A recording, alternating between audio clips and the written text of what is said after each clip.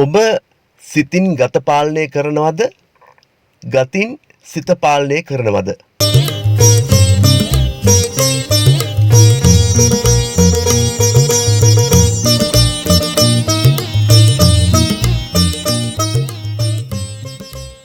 ඔබ සිතින් ගත පාලනය කරද්දී ඒ විඳින දුකට වඩා විශාල දුකක් ගතින් නම් සිත පාලනය කරන්නේ ඔබ විඳිනවා වෙනවා. මොකද්ද මේ කියන්නේ? ඒ කියන්නේ සිතුවිල්ලක් සිතට ආපු ගමන්ම ඒ සිතුවිල්ල ලෝභ දේශ මොහ දැකලා ආදීනව දැකලා එතකොට ඒකෙන් බැහැර වෙනවා නම් ඒ සිතුවිල්ලෙන්ම ඔබ ගත පාලනය කරගන්නව වෙනවා. තව ක්‍රමයක් තියෙනවා.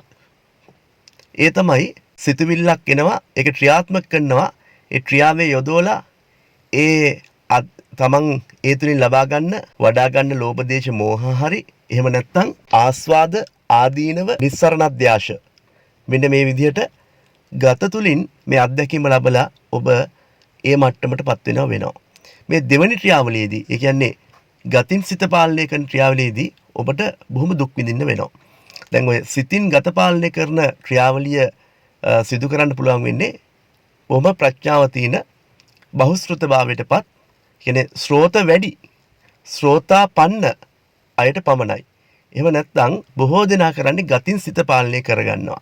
ඒක කරගන්න පුළුවන් වුණොත් ඔබ යම් තාක් දුරට දිනනවා කාලයක් ගිහිල්ලා ඒක කරගන්න අපොහසත් වුණොත් ඔබ මේ සංසාරේ කියන ගමනටම වැටෙනවා. මොකද මේක අවබෝධයක්නේ. මේක ක්‍රියාවේ ඵලයේ භුක්ති විඳිමින් සිතවිලි වල ස්වභාවය දකිමින් අප විසින් ලැබිය යුතු අවබෝධයක්. නිකන් මේක ගැඹුරින් කල්පනා කරොත් මේකම නේද මේ අත්ත කිලමතානුයෝගයේ සහ කාමු සුකල්ලිකානුයෝගයේ බවට පත්වන්නේ. දැන් අපි මේක බුදුන්ටම දාලා තියෙනවානේ. බුදුන් දුෂ්කර ක්‍රියා කරද්දී සහ මේ ජීවිතයේ සතුට ලැබමින් කාමභෝගීව ජීවත් වෙලා සැපේ හොයාගෙන යන ගමනේදී බුදුන් කියලා බුදුන්ටම දාලා තිනවා. ඔබට ඔබේ ජීවිතය තුළින් මේක ලබන්නට බැරිද? නිකන් හිතලා බලන්න. එතකොට මේකම නේද මේ අත්ත කිලමතාණු යෝගය සහ කාම සුකල්ලිකාණු යෝගය අපිට අත්දකින්න පුළුවන් වෙන්නේ. නිකන් කල්පනා කරලා බලන්න. Taman සිතුවිල්ලෙන්ම මිදෙනවා. මේක දුකක්. මේක දුෂ්කර ක්‍රියාවක්. ලේසි නැහැ. එතකොට මේක මේ ශරීරයේ රුෂ වෙලා ගිහිල්ලාම අප නොදකිය යුතුයි. මෙන්න මෙහෙම වෙනකොට දහම වැහෙනවා. ඒ අනුව සිතුවිල්ලෙන් ආදීනව දැකලා නිස්සරණාධ්‍යාශයට පත්වීම අත්ත කිලමතාණු යෝගයත්. මේක දැඩි දුක් දීමක්. මේක ලේසි නැහැ. අනෙක සිතුවිල්ලක් ආපුවාම ඒකේ කම්සපය විඳිමින් ආස්වාදයේ ලැබමින් පසුව ප්‍රඥාව අනුව ආදීනවය නිස්සරණාධ්‍යාශය අඳුන ගන්න අය අවබෝධය ලැබනවා නම් ඒක කාම සුකල්ලිකාණු යෝගය බවට පත් වෙනවා. එතකොට මෙන්න මේ දෙක අතරිනුත් දහම අල්ලන්න පුළුවන් වගේ තමයි බුදුන් වහන්සේ කිව්වේ. ඒ දැඩි අභ්‍යාසය තුළ සොයාගත්තේ අවබෝධය ලබාගත්තේ ඒක. සතර බ්‍රහ්ම විහරණයට පත්වෙමින් මෙන්න මේ ජීවිතය මැදහත් සිතින් දකිමින් මේ බඹයක් පමණ ශරීරයෙන් මුළු ලෝකයම තේරුම් ගැනීමේ ක්‍රියාවලිය තමයි බුදුන් වහන්සේ දේශනා කළේ. ඒ නිසා මේ බුදුන් අත්දැකපු බොහෝ දේ අවබෝධය යම් තරකින් ලබන්න ඔබට පුළුවන් වෙනවා.